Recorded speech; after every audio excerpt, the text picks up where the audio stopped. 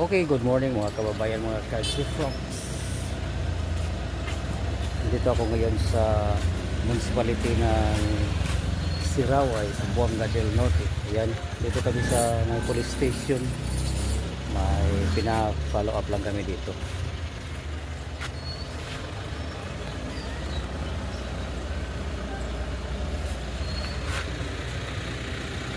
Yan ang bayan ng Siraway. Jeprox Bayer. G-Frogs Bayer. Jeprox Bayer, shout out. Pinsan ko mga kasoward. Okay, Suportahan ninyo. thank you, thank you. Jeprox Bayer. Tadadang! Jeprox Bayer. Hello po mga ka-Jeprox. Hello. Ayan. Kuya Dang. Suportahan natin si ka-Jeprox, guys. Thank you, thank you. Grabe, solid.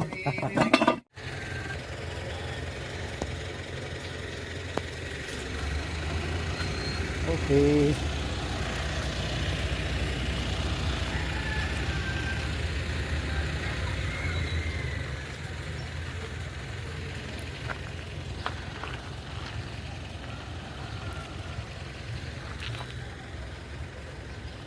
Siraway, Zamboanga del Norte. May isang bayan pa na kasunod nito yung Sibuko. Yun ang pinakadulo ng bayan sa Zamboanga del Norte. Alright.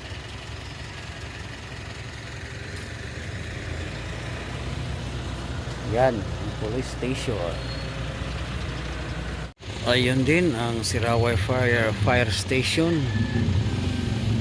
Fire Station Siraway, Zamboanga del Norte. Yan, dito lang yan sa likod na banda sa proper. Likod niyan, tabing dagat na. Tabing dagat lang itong bayan ng Siraway.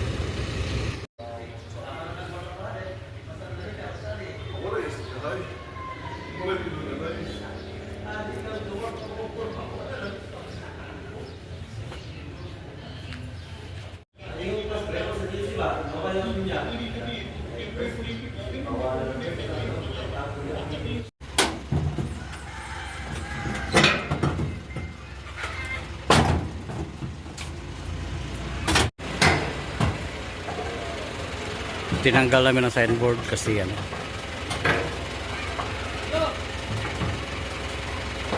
nilipat na kami ng office.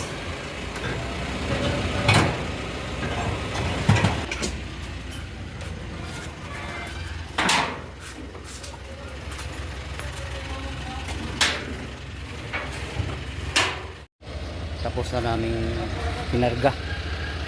Yan yung mga kunting naiwan.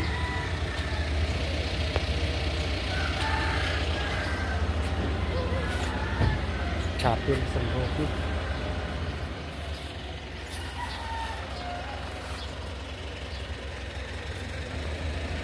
Poblasyon Siraway, Zamboanga del Norte. Alright. Okay, may hinahanap lang kaming dito. Bahay nung liso ng office namin dito sa Siraway. Pabalik na po kami papunta sa Siukon. Wow, nice view. Sakop ng Siukon na po yan mga kababayan, mga ka-Jeprox. Okay, dito na kami. Pinagdaanan lang namin ang mga gamit. Pauwi na kami sa Dipolog City. Okay, travel na po kami papunta ng Dipolog City, mga kababayan, mga ka-Jeprox. At yan, ito na po yung bagong daan na ginagawa dito sa Siukon papunta hanggang Baligyan. Kukunti na lang po yung rough road. Kukunti na lang siguro, mga pinakamahaba nasa mga lang. Wala nang 10 kilometro yung pinakamahaba doon, siguro nasa mga 5 kilometers na lang siguro. At madali na yung biyahe papunta ng Dipolog. Kung galing kayo sa Siraway, simentado na rin papuntang Siukon. At mula sa Siukon papuntang Baligyan, yun may kukunting rough road. Yun na lang, mga kunting rough road na lang ang mga may dalawang kukunting rough road. Yung isa mga 1 kilometro lang, at yung isang rough road ay parang mga nasa mga 5 kilometers. Yun na lang po yung rough road papunta ng Dipolog City, at madali na lang po ang biyahe. Siguro mula Liloy lang, mula Liloy hanggang dito papunta ng Siugon, wala nang 2 oras. Maliban lang kung sa mga bus, yung mga pasaheroan, yun ay siguro mula Liloy mga nasa mga 3 oras pa, kasi pasaheroan yun, hinto-hinto yun pag may pasahero. Maganda na po ang daan dito. Ayan po, simentado na siya talaga. Siguro ngayong taong ito matatapos na tong yung mga rapro ditong naiiwan, matatapos na to sa mga oras sa ngayong taon na ito.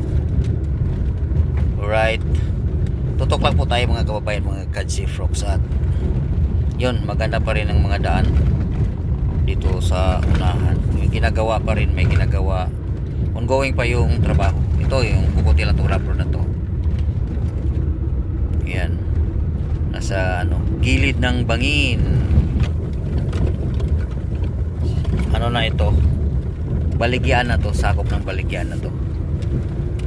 Yan ginagawa na siya. Maganda na yung, kahit rough road siya, yan maganda na makukunti, mga maliliit na yung mga bato. Yan, to bagong gawa na tong mga daan na to. Kasi dati noon, ang bagal ka makarating dito kasi rough road na siya.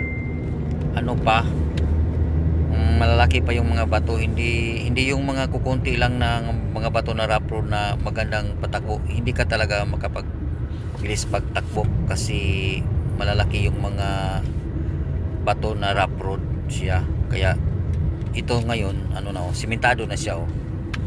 Ang ganda na talaga. Madali na ang biyahe pag pumunta kayo ng Siugon. Yan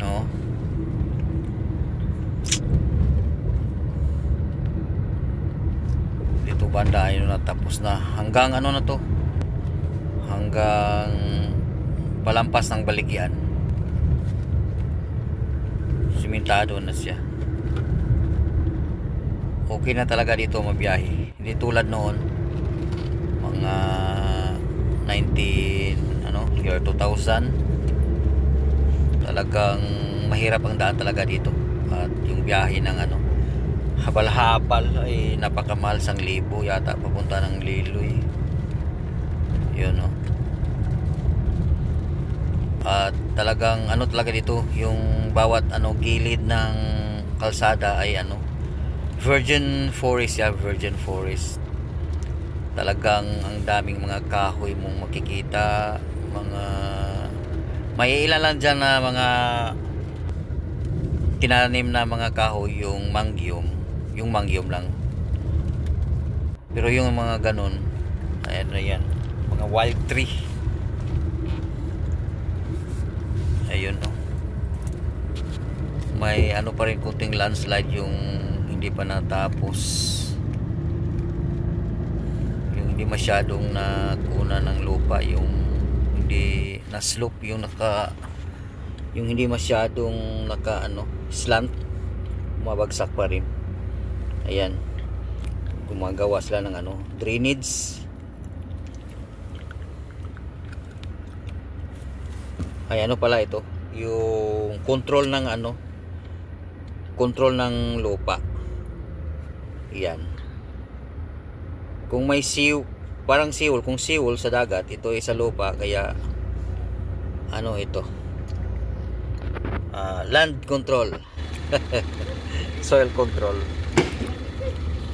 Yan bumaba tayo kasi nagbuhos pa sila sa yung ginagawa nilang siding. Yan, para pag gumuho yung lupa ay dun lang